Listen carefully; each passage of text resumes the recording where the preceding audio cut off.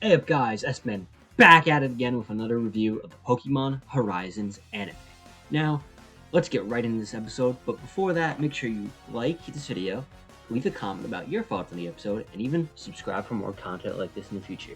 So, with that out of the way, let's get right into that review.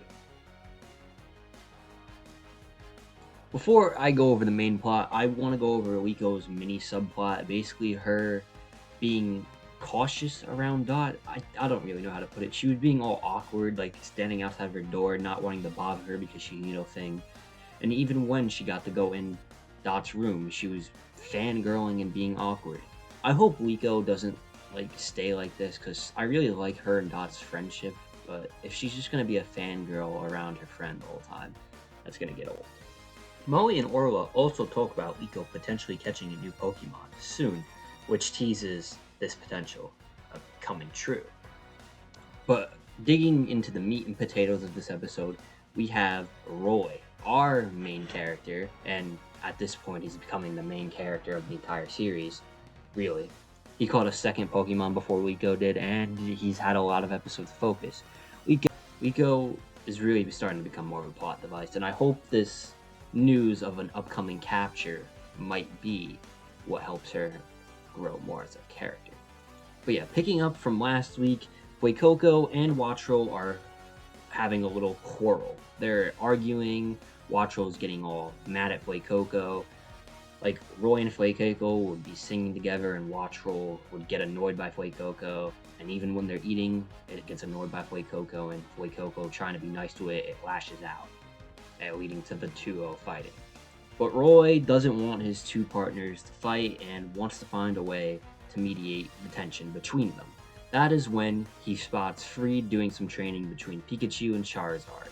Roy comes up with the idea to train against Captain Pikachu, similar to how him and Riko did, but this time with Fuecoco and Wattrel. Also, quick note, Wattrel does grow an admiration for Pikachu. I forgot to mention that, but yeah. This first fight really shows off Pikachu's strength by not even getting touched yet again. Really just pops off, doesn't get hit, rarely gets hit, and it even goes crazy with its moves, Thunder Punch, Volt Tackle, Double Team, and I think we got our final move revealed at the end of the episode, but I'll get into that later.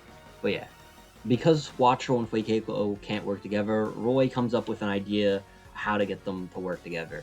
That's when they accidentally fly into a storm, and Riko and the rest of the Volt Tacklers have to get all the Pokemon inside and safe and make sure the ship is top shape. But Roy is still outside.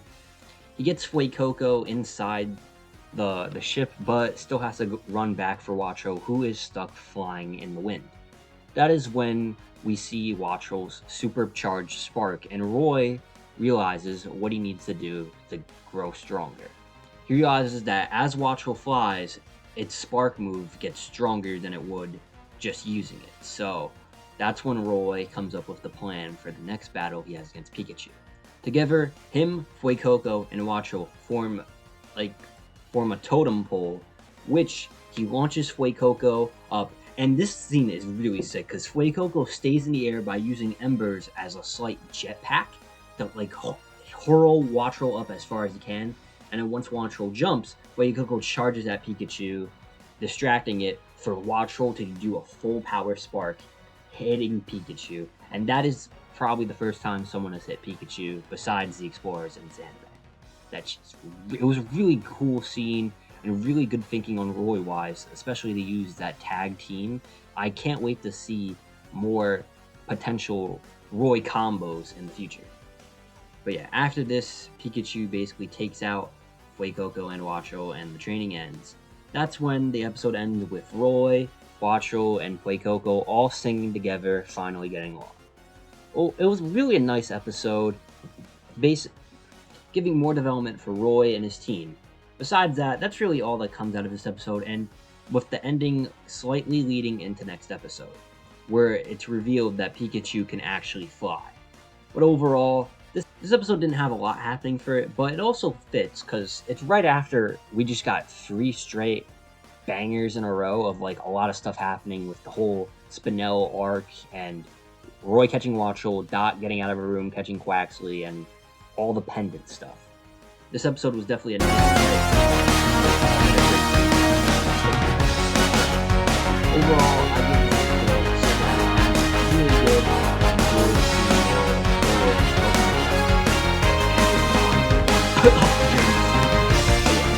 Guys, yeah. Because we got a lot